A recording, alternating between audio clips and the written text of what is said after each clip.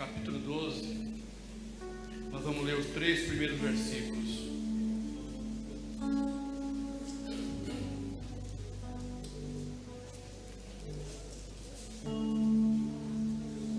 Carta aos Hebreus, capítulo 12, os 3 primeiros versículos. Diz assim: portanto, também nós, uma vez que estamos rodeados por tão grande nuvem de testemunhas, livremo-nos de tudo que nos atrapalha e do pecado que nos envolve, e corramos com perseverança a corrida que nos é proposta, tendo os olhos fitos em Jesus, autor e consumador da nossa fé. Ele, pela alegria que lhe fora proposta, suportou a cruz, desprezando a vergonha, e assentou-se à direita do trono de Deus. Pensem bem naquele que suportou tal oposição dos pecadores contra si mesmo, para que vocês não se cansem nem desanimem. Amém? Pai querido, em nome de Jesus, contamos, Pai, pedimos e contamos com a Tua bênção, com a Tua unção, direção, sabedoria, Pai, que não a temos, para ministrar a Tua palavra. Abra os nossos corações, o nosso entendimento, e como falamos anteriormente, ó Deus, que como semente bendita essa palavra cai em nosso coração, Pai, e produzam frutos, em nome de Jesus. Amém. Pode sentar, irmãos.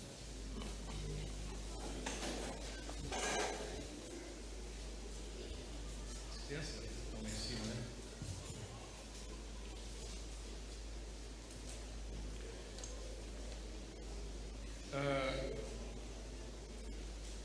Primeiro,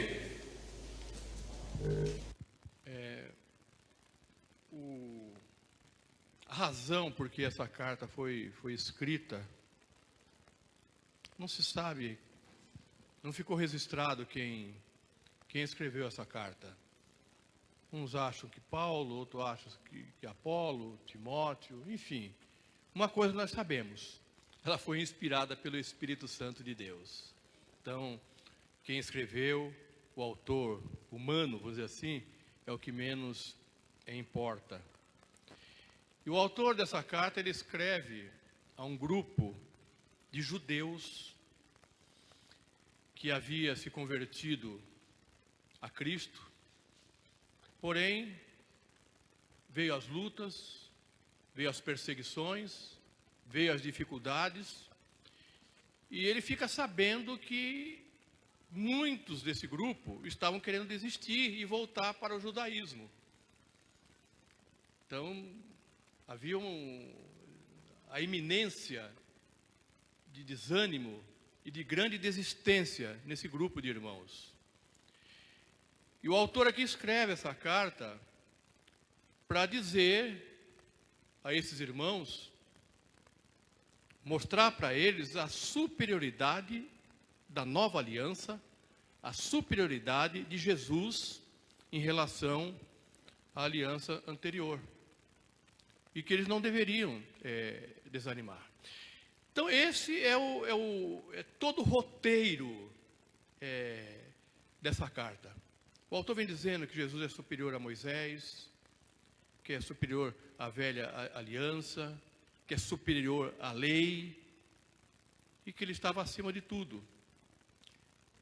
Aí quando chega no versículo 10, a partir desse versículo 10, 11, ele começa a enfatizar a questão da fé,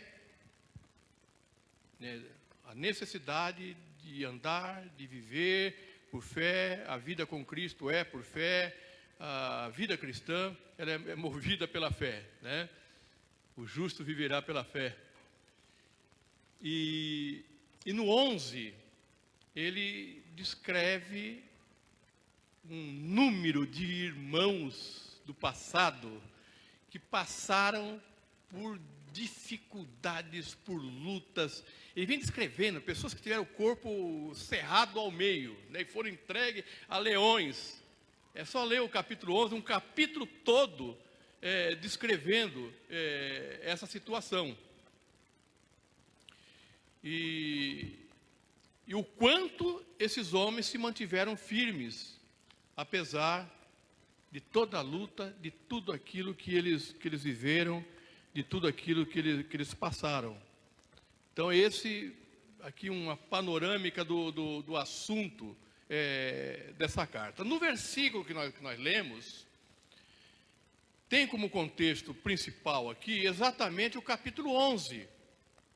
O capítulo 11, porque é assim, originalmente, quando a Bíblia foi escrita, não tinha essa divisão em capítulo.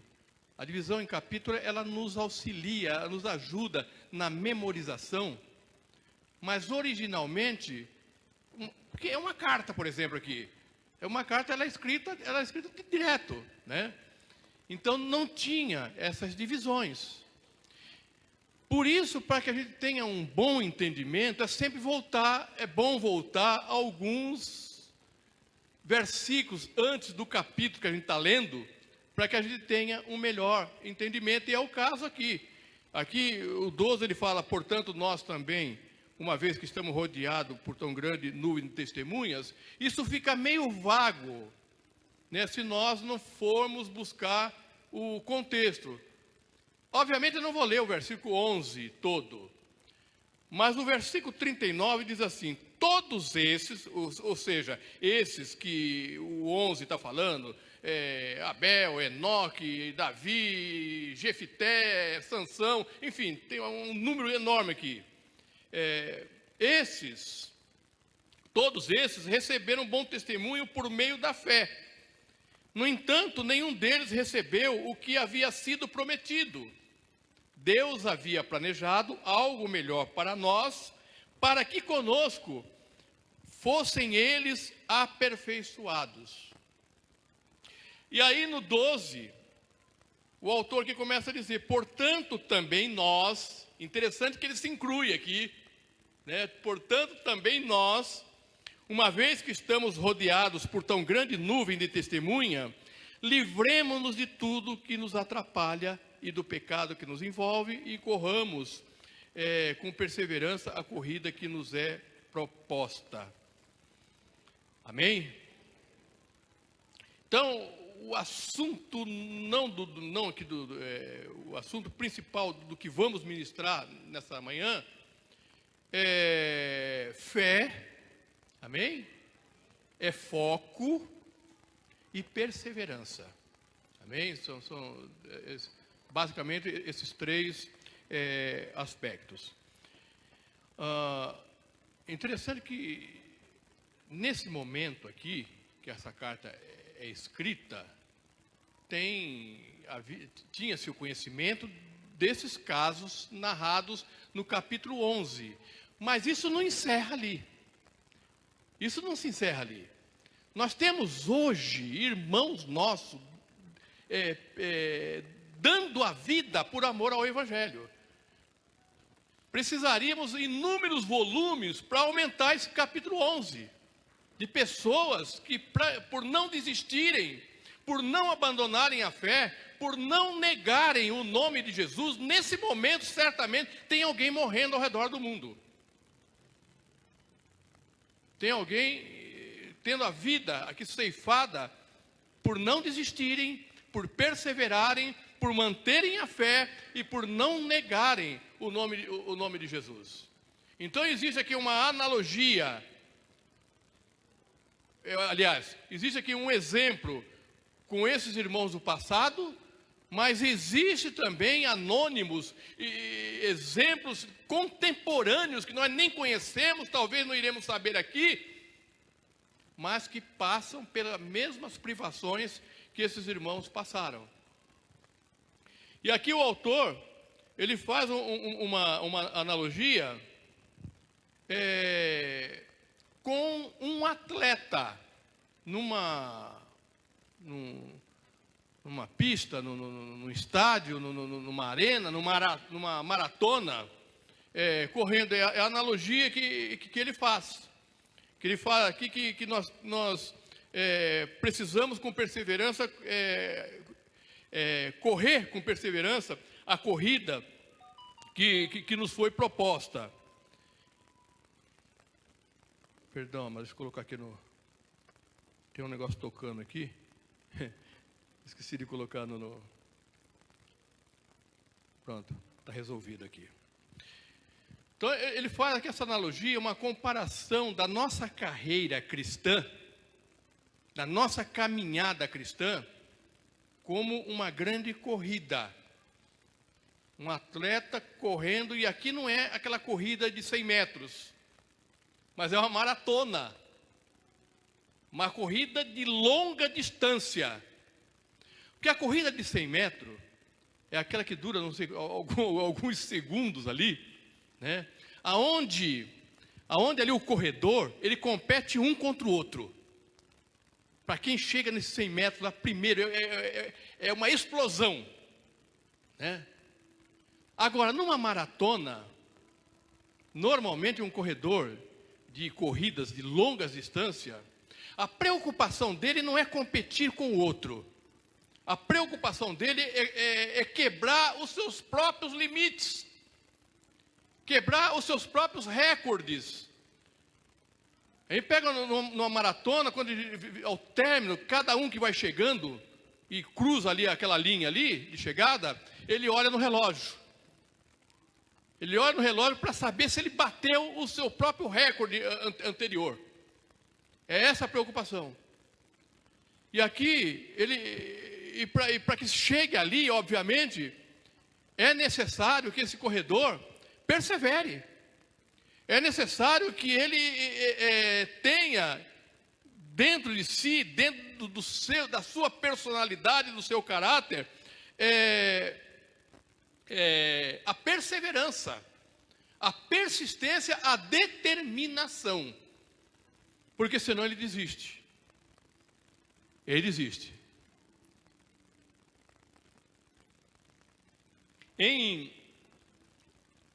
Na segunda carta de Paulo a Timóteo, no capítulo 2, versículo 3 e 4, ali é Paulo, ele faz uma outra analogia, e uma analogia semelhante.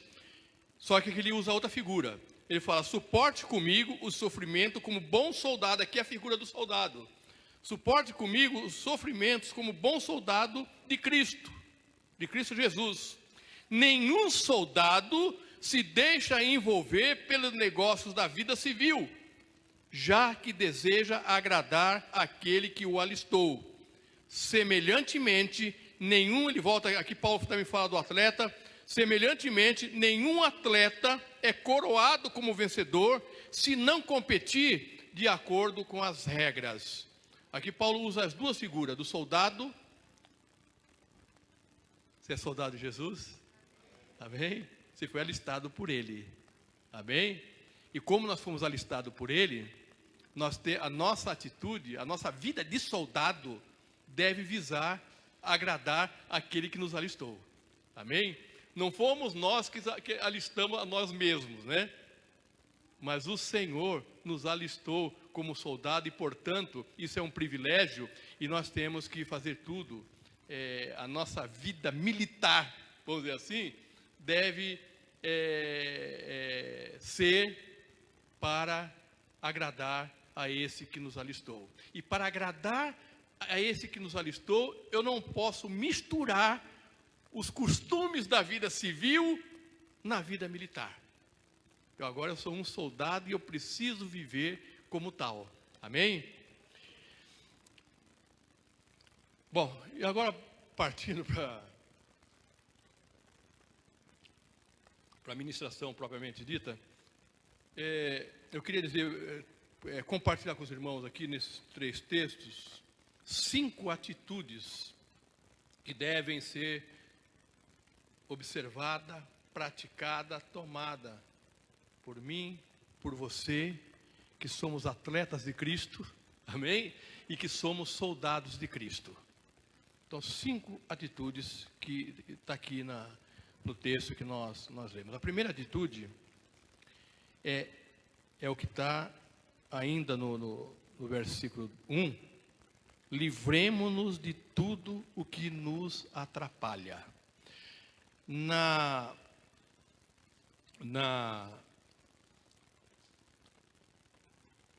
corrigida, na Almeida Corrigida, diz para nós tirar todo o embaraço.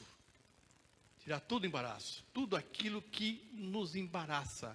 Desembaraçando-nos. E aí que é a pergunta. O que tem nos embaraçado?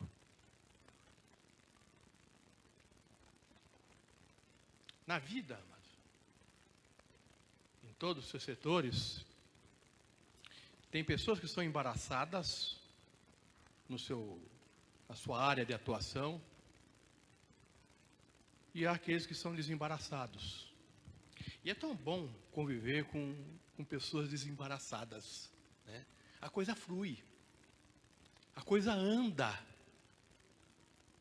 Você chega num trabalho, você entrega uma atividade para alguém desembaraçada, vai acontecer. Agora, para aquele que é embaraçado na vida, a coisa trava, não anda, não vai.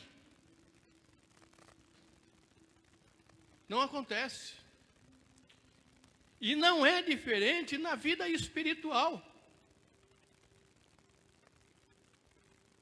Crentes muitas vezes embaraçados, enrolados.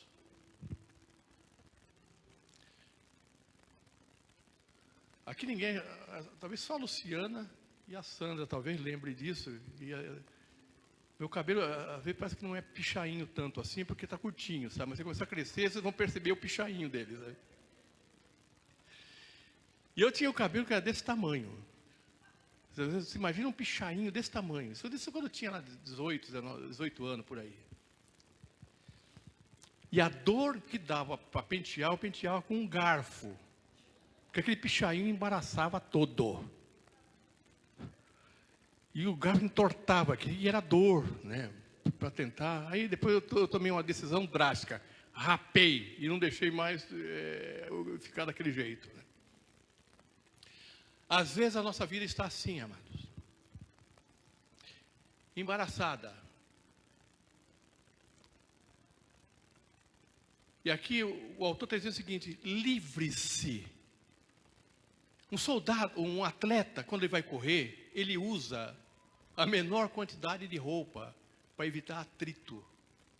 E ainda assim a roupa, hoje inclusive com o avanço da indústria, existem roupas específicas para esse atleta. Isso aqui que contribui no desempenho dele. Parece uma coisa tão simples, né?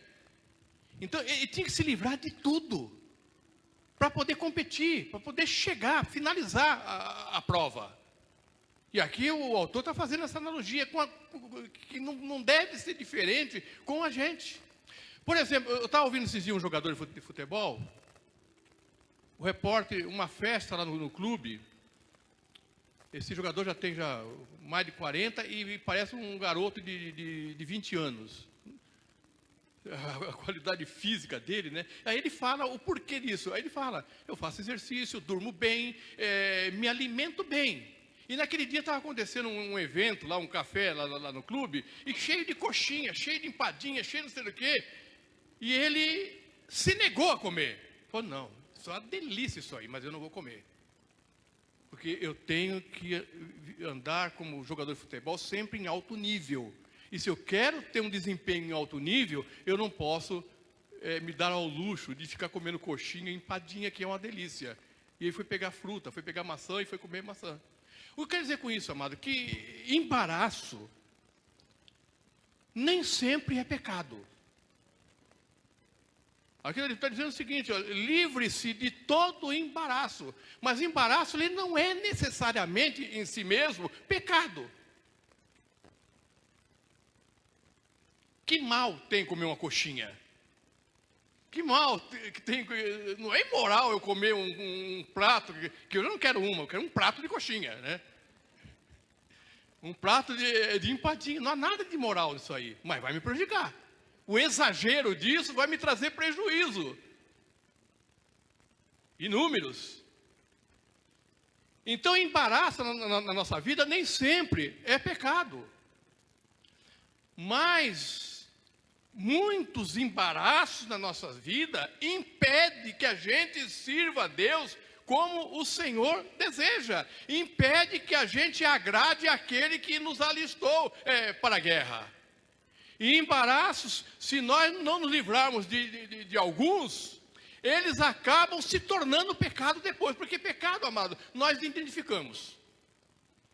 Pecado, nós já percebemos. E não nos livramos dele porque não queremos. Nós sabemos, isso aqui é pecado. Agora, o embaraço é muito sutil. São situações na nossa vida que nós vamos alisando, vamos cuidando dela. E aqui o autor está falando, livre-se.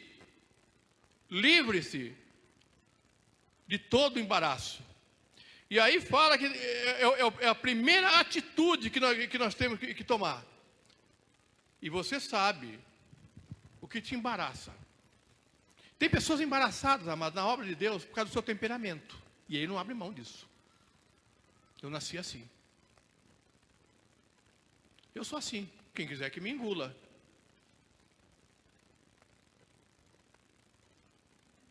Tem pessoas embaraçadas com isso, com o temperamento, com a sua personalidade. O que eu posso fazer? Eu sou assim mesmo. Jesus muda, restaura caráter, Jesus restaura personalidade, Jesus restaura temperamentos, amados. Jesus, ele veio para nos restaurar por completo, inteiro. Se eu tenho um temperamento distorcido, se eu tenho uma personalidade doentia, eu preciso colocar aos pés de Jesus para que ele me mude. Porque senão eu não vou terminar a carreira. Eu não vou conseguir correr. Eu vou ficar para trás. E aí o desânimo vem e eu desisto. Eu desanimo. Então, sabe, outros, o embaraço dele é o trabalho. O trabalho está acima de tudo. O trabalho dele é o Deus.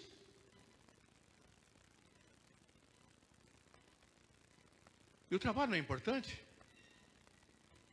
A palavra de Deus diz que aquele que não trabalha, também não coma. Então o trabalho é de Deus, o trabalho é santo, mas ele pode se tornar doentio na nossa vida e é embaraço. E se torna um embaraço. Lazer.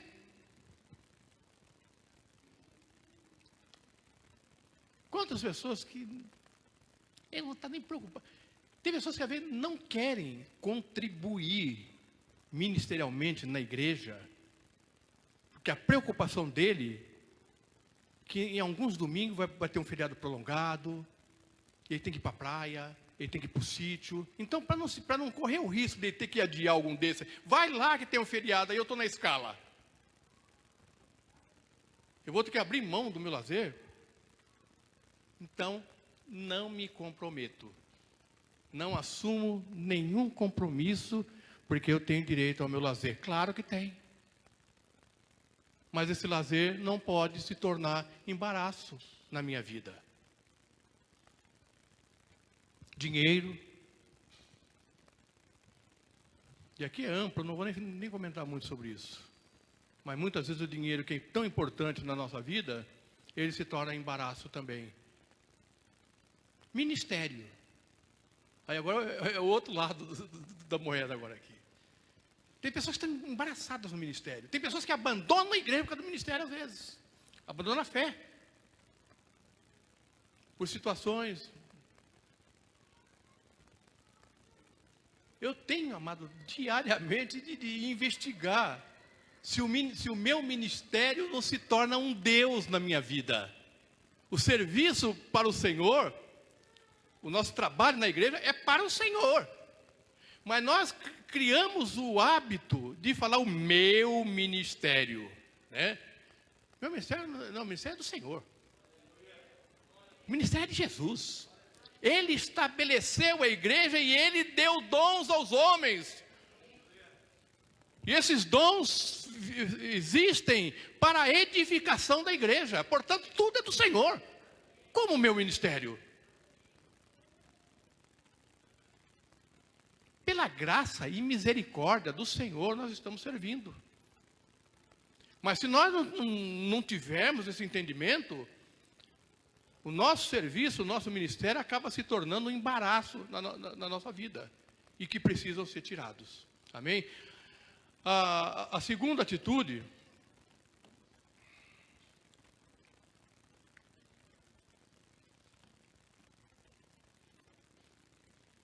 A segunda atitude é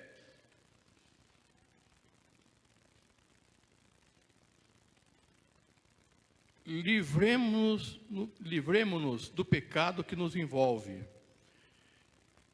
Na corrigida diz que tão de perto nos rodeia. Na atualizada diz assim, o pecado que tenazmente nos assedia.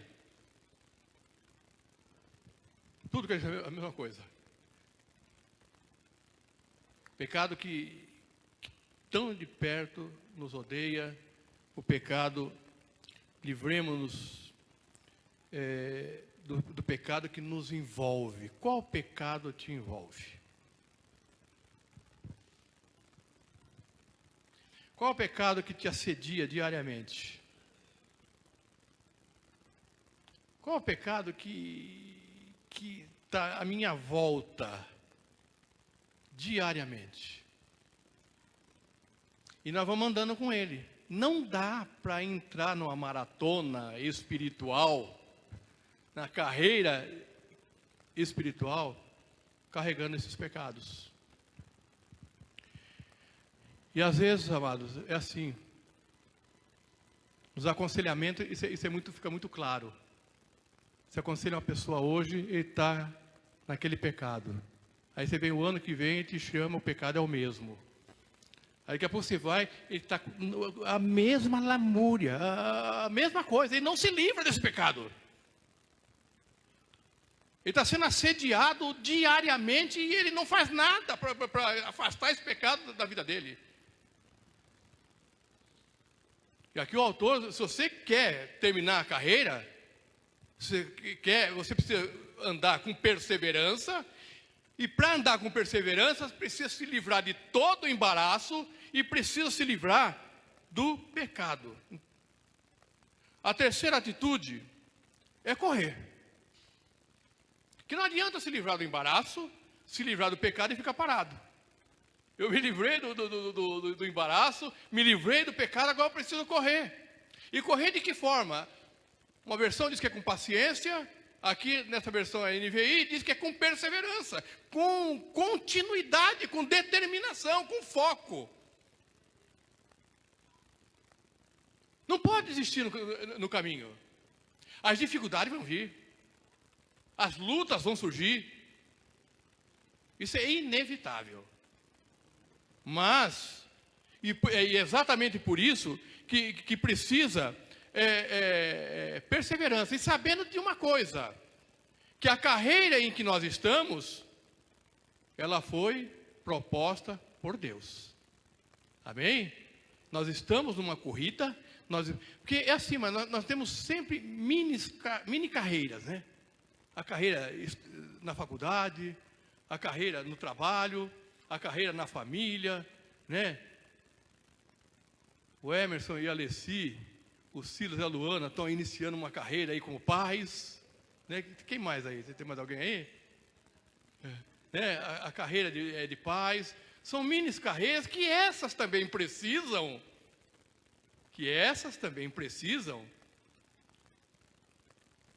Perseverança.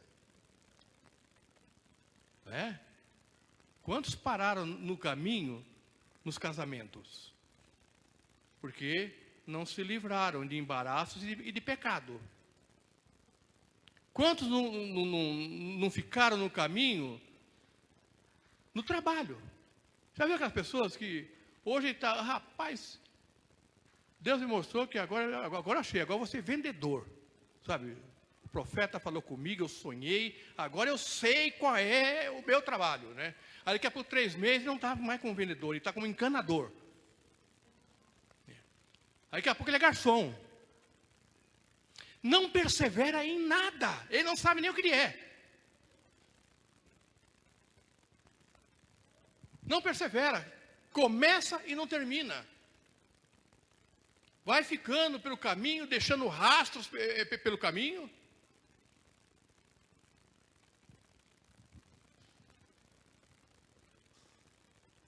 Deus propôs uma carreira e nós temos que correr. A quarta atitude é o que está no versículo 2. Porque assim, aqui o autor, ele mostra os exemplos desses homens no capítulo 11. E glória a Deus, amados, que Paulo fala, Paulo ele nos ensina que nós devemos ser exemplo dos fiéis. Amém? Então, nós devemos ser exemplo dos fiéis. Mas nós sabemos, às vezes as pessoas chegam para mim, né? Exemplo de pai, misericórdia, não sou exemplo de pai, não.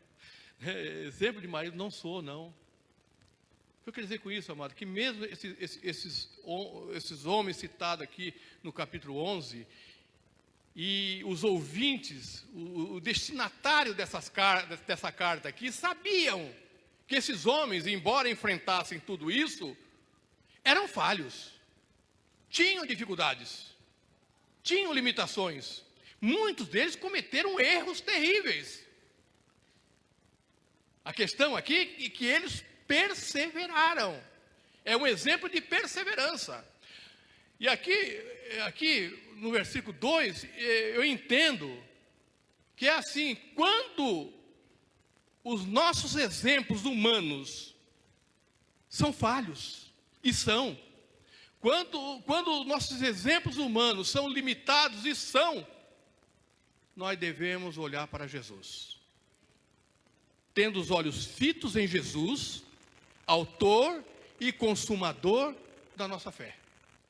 Então, quando os homens falharem, quando os exemplos humanos falharem, olhe para Jesus, olhe para o perfeito. E é assim, amados, o que esses homens viveram, o que esses homens passaram, não dá para se comparar com o que Jesus passou. Ninguém passou o que Jesus passou. Ele suportou a cruz, está aqui no texto, e suportando a cruz, ele desprezou a vergonha, por amor a mim e por amor a você. Nenhum ser humano aguentaria, suportaria o que Jesus suportou. Então é para ele que eu tenho que olhar. E ele é o autor e ele é o consumador da nossa fé. Então a primeira atitude, livrem-se do embaraço. A segunda, livrem-se do pecado. A terceira, corra com paciência, corra com perseverança, não desista.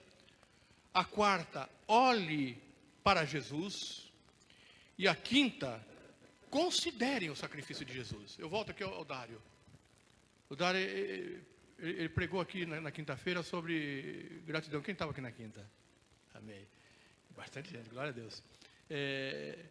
E ele, entre tantas coisas que ele disse, ele enfatizou que a razão da nossa gratidão deve ser a compreensão, o entendimento do sacrifício de Jesus. Isso por si só. O sacrifício de Jesus, é ele que deve conduzir e dirigir a nossa vida. E aqui no versículo 3, o autor aqui está dizendo o seguinte: pense nisso, considere isso, pense bem, considere bem naquele que suportou tal oposição dos pecadores contra si mesmo, para que vocês não se cansem e nem desanimem. Então, quando vier bater na nossa porta a ideia do desânimo, a ideia do parar, a ideia do desistir, pensem bem. Pense bem em Jesus. Pensem bem no sacrifício de Jesus. O que Ele fez. A sua atitude. O seu amor por mim, por você. Sem desistir. A carreira de Jesus aqui na terra, durante 3 anos e pouco, foi só de oposição, amados. Foi só de oposição. Às vezes ele se pergunta como é que pode um homem que curava, um homem que limpava leprosos, um homem que pregava, vamos dizer assim, o bem, um homem que ressuscitou, ainda seria assim, ou a esse homem. Mas ele não desistiu. A palavra de Deus diz que se nós queremos colher, e não se canse de fazer o bem, porque no seu tempo nós colheremos, se não desfalecermos, ou seja, se não desanimar. Você quer colher na vida, amado? Você quer colher frutos na sua família, na sua casa, na sua vida como um todo? Você quer colher frutos na igreja, na obra de Deus? Não desanime. Mas pode acontecer que o desânimo chegue. Quando o desânimo chegar, olhe para Jesus. O autor e consumador da nossa fé. Olhe para Ele. Veja o que Ele passou. Veja o que Ele viveu. Quanta oposição, quanta dificuldade. Mas venceu a carreira que o Pai tinha proposto para ele, pela alegria. Aqui o texto fala pela alegria no coração de Jesus, pela carreira que o Pai tinha proposto para ele, ele suportou tudo isso.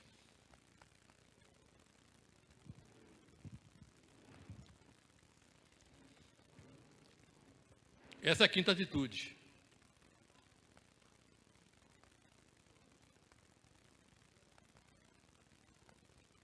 E partindo aqui já para a conclusão,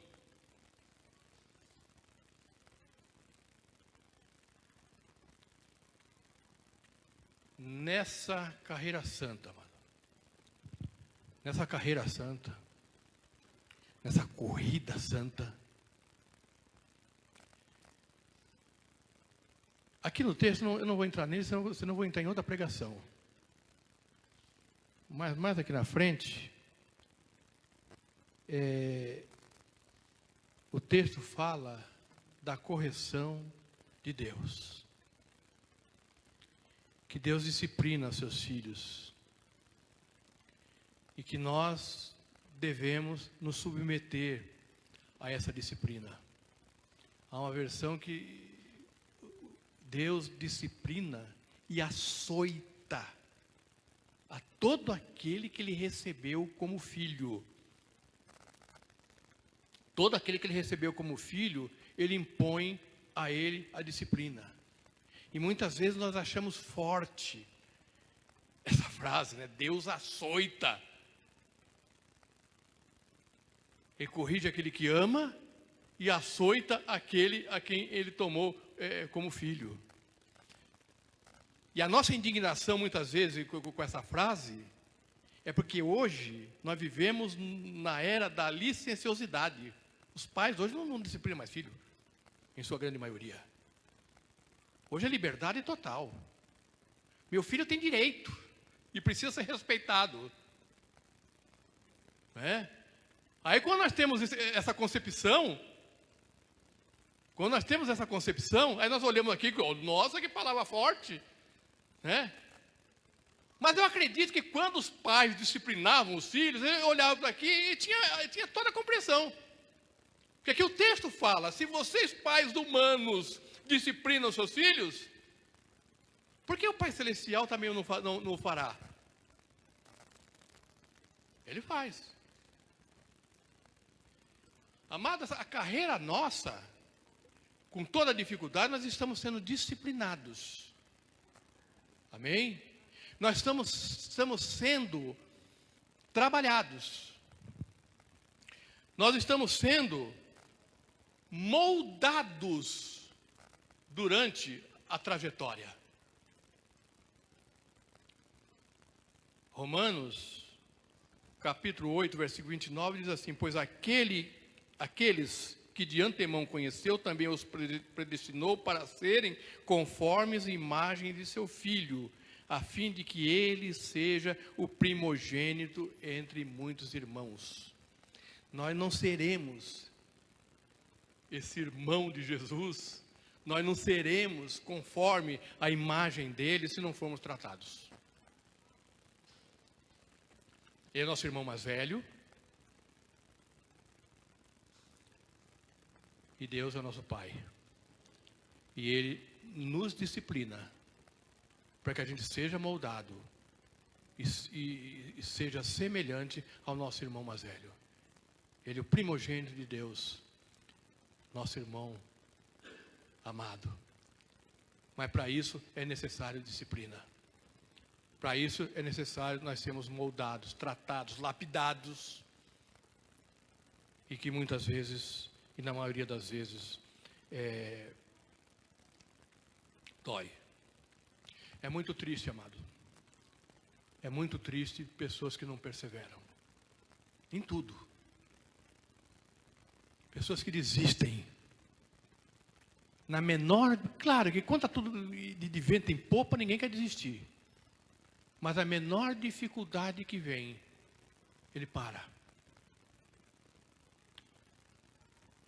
Ele não quer pagar o preço de ser um atleta.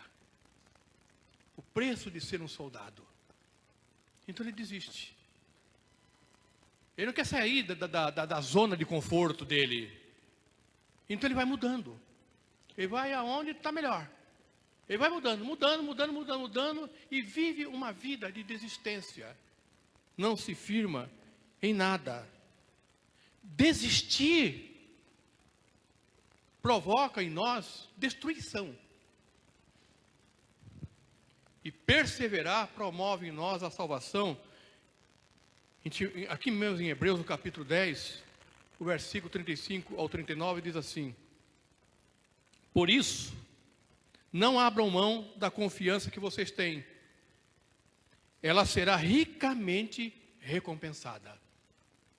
Por isso, não abram mão da confiança que vocês têm. Ela será ricamente recompensada. Vocês precisam perseverar. Vocês precisam perseverar de modo que, quando tiverem feito a vontade de Deus, recebam o que Ele prometeu. Só vai receber o que Deus prometeu aquele que fizer a vontade dEle.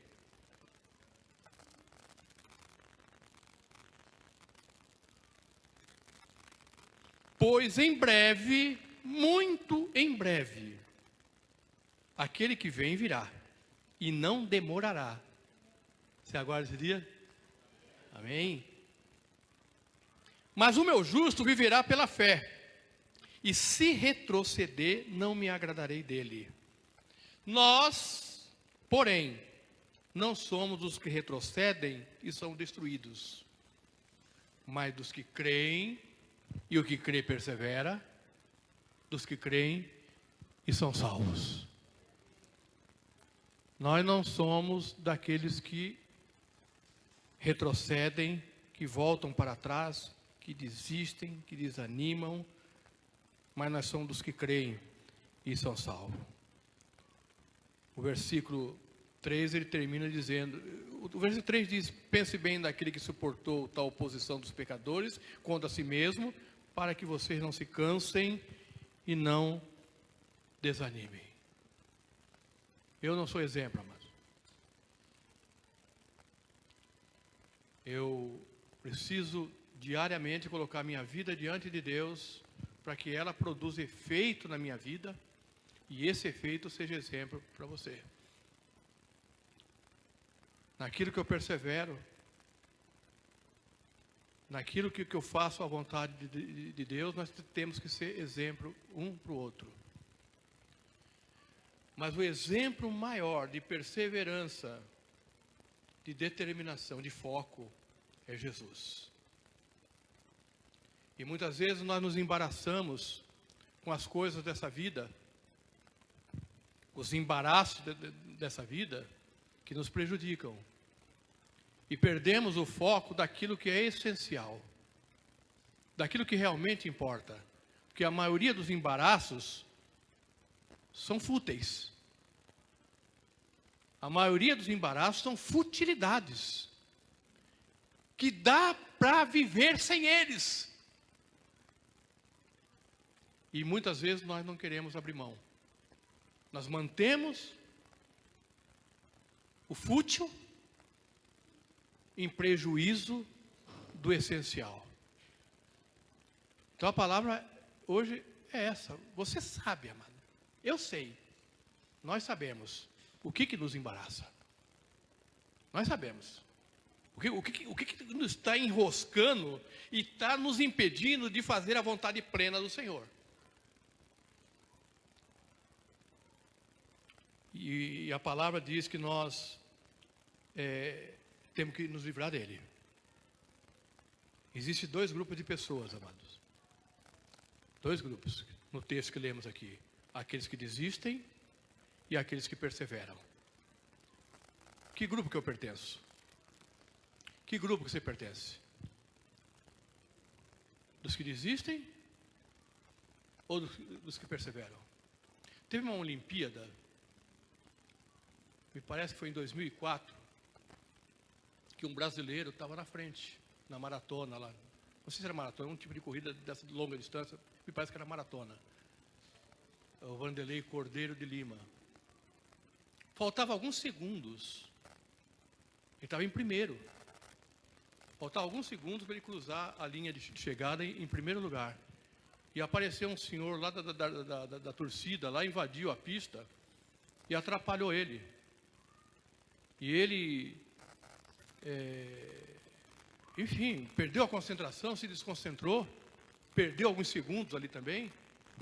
E ele, que já tinha quase que garantido a medalha de ouro ali, acabou ficando em terceiro lugar. E pensaram na época em dividir a medalha de ouro com ele. Foi um italiano que acabou chegando em primeiro. E esse italiano disse que não iria dividir, porque de qualquer forma, ele soberbamente falou, eu ia chegar em primeiro de qualquer forma. E se recusou a dividir. Aí quiseram criar uma outra medalha. O Vanderlei recusou. E um detalhe, ele cruza a linha de chegada, perdeu a primeira posição, chega com a medalha de bronze, ele chega fazendo aviãozinho, ele chega vibrando.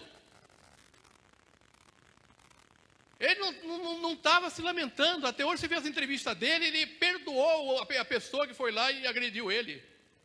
Ele não guarda ressentimento. O Comitê Olímpico deu para ele uma medalha que é a maior. A maior medalha, a maior honra que o comitê poderia dar e deu para ele. Sabe o que eu quero dizer, amado, com isso? Que hoje, essa Olimpíada, ninguém nem lembra o nome de quem venceu. Ninguém lembra nem o nome daquele que chegou em primeiro lugar. Mas todos lembram de Vanderlei Cordeiro de Lima, pela atitude dele. Pela atitude dele. Será que eu não desistiria? Uma corrida na frente, alguns segundos para chegar em primeiro.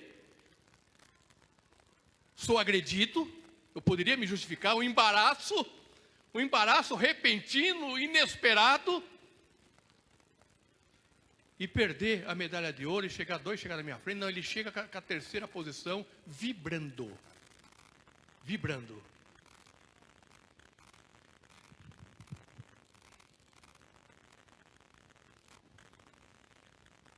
Livre-se do que tem embaraçado a sua vida. Que a gente possa nos livrar daquele pecado que insiste em nos rodear, que nos assedia. Atualizado, tenazmente nos assedia. Vamos nos livrar dele. E vamos olhar para Jesus. Vamos olhar para Jesus. E vamos correr a carreira que nos está proposta. Foi proposta por Jesus. Entendendo que não é uma corrida de 100 metros. É uma corrida longa.